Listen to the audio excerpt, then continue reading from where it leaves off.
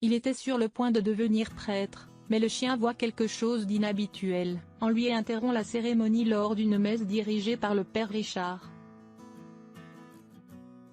Un événement inattendu choque l'assemblée.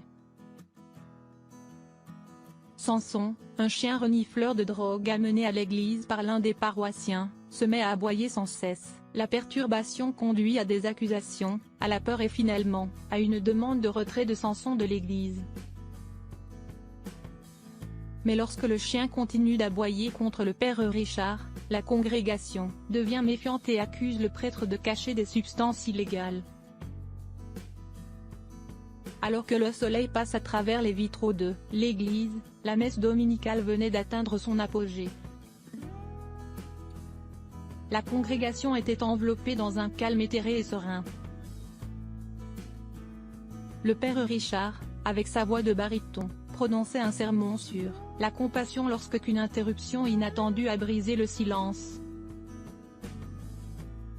Samson, un berger allemand généralement placide, s'est levé de la rangée arrière. Son attention était inexplicablement fixée sur le père Richard. Ses aboiements tonitruants ont fait écho sur les hauts plafonds voûtés de l'église, provoquant une onde de choc dans la congrégation. La tranquillité de l'église a été rompue, laissant un sentiment de malaise et de perplexité. Parmi la mer de visages choqués, l'œil de la tempête était le propriétaire de Samson, Julian, un officier de police au nez dur. Il était connu dans la communauté pour son dévouement au contrôle de la toxicomanie. L'officier était en détresse face aux chiens et aux prêtres abasourdis. Un pilier de la communauté, un ancien, se détachait du groupe, son visage sévère et sa voix ferme exigeaient que Samson soit immédiatement retiré. Il pointa la porte de sortie en bois d'une main tremblante. La congrégation murmura en signe d'accord et d'inquiétude. Mais Julian, son regard durci, n'a pas tardé à défendre Samson, un lien renforcé par d'innombrables missions et des années de compagnie. Julian savait que l'intuition de son chien dérangeait. Sa voix coupée à travers la clameur chaotique, Samson n'est pas un chien ordinaire, il est dressé pour détecter des substances illégales. S'il aboie, il y a une raison. Cette déclaration a déclenché une nouvelle vague de confusion et de curiosité. Des yeux craintifs se sont tournés vers une multitude de regards, s'entrelaçant entre Samson grognant contre le père Richard et Julian, ses mains fermement sur la laisse de Samson. Le cadre familier de leur sanctuaire s'était soudainement transformé en une scène d'un mystère en cours, laissant la congrégation pataugeant dans la perplexité et l'inquiétude. Le sentiment de malaise a continué de s'intensifier parmi la congrégation, passant du choc initial à une peur palpable. Le silence sacré du sanctuaire a été remplacé par une discorde étrange, et la tension était épaisse dans l'air, tel un brouillard invisible qui enlaçait chaque paroissien un par un. Les membres secoués de la congrégation ont commencé à évacuer l'église, leurs prières chuchotées, traînant derrière eux alors qu'ils se précipitaient vers la sécurité de l'extérieur. Ils se sont déversés hors de la grande entrée, les cloches de l'église sonnant de manière inquiétante au-dessus de leurs pas précipités, témoignant de leur peur grandissante. Ceux qui ont choisi de rester se sont réfugiés dans les recoins et les intérieurs de l'église. Certains se sont agrippés aux bancs, leurs mains crispées sur le bois poli, trahissant leur anxiété. D'autres se sont dissimulés derrière les imposants piliers, leurs expressions reflétant un mélange de peur et de curiosité. Quelques-uns ont osé s'aventurer plus loin, se cachant dans les sombres confessions, leur murmure du « Je vous salue Marie » résonnant dans le silence pesant. Au cœur de ce chaos grandissant, une accusation a fusé, perçant la discorde. C'était la voix de Julian, sévère et ferme, déclarant le père Richard comme étant la possible source du danger. Les mots pesaient lourd dans l'air, les accusations silencieuses, portant le poids d'une confiance séculaire désormais brisée. Si Samson réagit ainsi, alors le père Richard doit être le problème. Mon chien ne ment jamais. La congrégation sereine était maintenant une foule de croyants effrayés, leur foi en leur berger spirituel ébranlée. L'ancien, qui avait initialement demandé le retrait de Samson, regardait maintenant dans un silence horrifié, ses doigts serrant son chapelet plus fort qu'avant. Les fidèles paroissiens qui avaient admiré le père Richard comme un phare de foi et de conseil le regardaient désormais avec suspicion et doute. Au cœur du pandémonium, le père Richard se tenait sur l'autel, son habituel visage serein remplacé par un regard perplexe et teinté de peur. Les accusations étaient comme des poignards tranchant l'air, chacun portant un coup à la sainte tranquillité qui avait autrefois prospéré. Il a jeté un coup d'œil autour de la congrégation, observant les visages qu'il avait connus et servis pendant des années. Leur expression était un douloureux mélange de méfiance et d'effroi. La congrégation autrefois paisible était maintenant une assemblée tendue de fidèles désorientés, leur sanctuaire de paix transformé en un théâtre de suspicion et de peur. Le père Richard, habituellement le visage serein de bienveillance, affichait désormais une expression de perplexité et une vulnérabilité distincte gravée sur ses traits. L'accusation, un acte d'accusation accablant, ricochait autour des hautes arches. Pénétrant profondément dans le cœur de la congrégation. Il se retira dans le sanctuaire de l'autel, entouré d'une mer de cadeaux et d'offrandes des paroissiens qui doutaient maintenant de lui. Derrière lui, un éventail de fleurs soigneusement arrangées ornait l'autel, leur parfum contrastant vivement avec l'atmosphère amère. À côté, des bougies scintillaient nerveusement, projetant une multitude d'ombres dansantes sur le sol en marbre. Des piles de cadeaux, emballés avec amour, reposaient là, préservant l'amour et la révérence que la congrégation avait autrefois pour son prêtre, maintenant accusé. Le père Richard prit une profonde inspiration et fit face à sa congrégation, leur visage familier déformé par la peur et l'incertitude. Il s'accrocha au rebord de l'autel, sentant la fraîcheur du marbre sous ses doigts, le reliant à la réalité au milieu de la tourmente. « Je suis innocent », déclara-t-il, sa voix résonnant dans l'immensité caverneuse de l'église. L'accusation suspendue dans l'air, un pendule entre la foi et le doute, dans le silence assourdissant qui suivit. Le père Richard appela à la congrégation son service à l'église. Ces mots tissèrent un récit de dévouement et d'engagement. Il parla des baptêmes célébrés, des mariages bénis, des derniers rites administrés. Chaque souvenir qu'il évoquait témoignait de ses années de dévotion inébranlable envers sa congrégation. « Mon cœur a toujours appartenu à cette église et à ses fidèles, dit-il, sa voix tremblante d'émotion. Ses yeux, autrefois une source réconfortante de conseils, imploraient, maintenant la congrégation de voir la vérité. J'ai consacré ma vie à vous servir, à vous guider. Je ne mettrai jamais en péril votre foi, votre confiance en m'engageant dans des activités qui pourraient vous nuire. » L'intensité de ces paroles pesait lourdement dans l'église, un appel silencieux à la compréhension face à la suspicion. Ses mains se dirigèrent vers la gamme d'offrandes sur l'autel, symbole de la confiance et de la révérence de la congrégation, rappel du lien qu'il partageait avec eux. Sa défense n'était pas une affirmation d'innocence, mais un appel passionné à la confiance.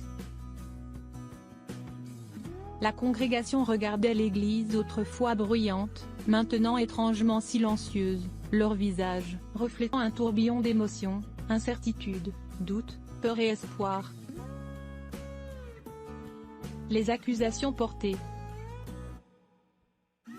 Dans la boîte pour incriminer le père Richard, les esprits étaient en ébullition alors que les paroissiens luttaient pour comprendre cette trahison apparente. Julian, tiraillé entre son devoir et sa connaissance du père Richard, avait du mal à accepter cette réalité troublante. Il savait qu'il devait mener une enquête objective, mais une part de lui espérait encore que des explications innocentes émergeraient. Pendant ce temps, le père Richard, menotté, faisait face à la congrégation abasourdie. Son regard reflétait à la fois la tristesse et la détermination. Il avait consacré sa vie à servir la communauté, et maintenant il se trouvait dans une situation qui défiait toutes les croyances qu'il avait chéries. Malgré les apparences accablantes, le père Richard répétait inlassablement son innocence, implorant la congrégation de lui faire confiance. Il affirmait que la boîte avait été placée dans sa robe à son insu, un acte de malveillance visant à le discréditer. La tension dans l'église était palpable, chacun cherchant des réponses, des indices, pour démêler cette toile complexe de suspicion et de doute. Les regards se tournaient vers Jacintou, un paroissien autrefois respecté, mais maintenant au centre de l'accusation. Les paroissiens se sentaient trahis et déchirés entre leur loyauté envers le père Richard et les preuves apparentes.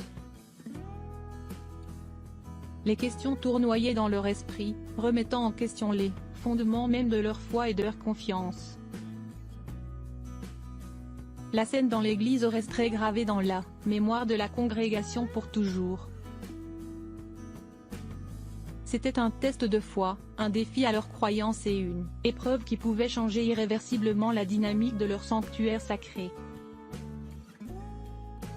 Maintenant, ils devaient affronter la vérité, trouver la clarté au milieu des ténèbres et décider s'ils pouvaient encore placer leur confiance dans le père Richard ou s'ils devaient affronter la possibilité déchirante de sa culpabilité.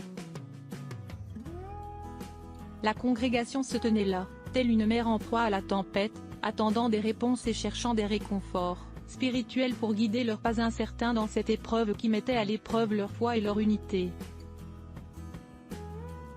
Brisant le silence lourd qui régnait dans l'église. Les paroissiens ont retenu leur souffle, suspendus à chaque mot prononcé par Jacintou, celui-là même qui avait été l'accusateur silencieux du père Richard. Jacintou a continué à raconter son histoire, expliquant comment il avait été aveuglé par sa propre amertume et sa jalousie envers le père Richard. Il a admis avoir placé la substance illégale dans la boîte pour incriminer le prêtre, espérant ainsi ternir sa réputation et lui causer du tort. Ces paroles ont résonné dans l'église, provoquant un mélange d'incrédulité, de colère et de soulagement parmi les paroissiens. La vérité émergeait enfin, dissipant une partie du brouillard d'incertitude qui avait enveloppé leur communauté. Les regards se sont tournés vers le père Richard, qui avait été victime d'une injustice flagrante.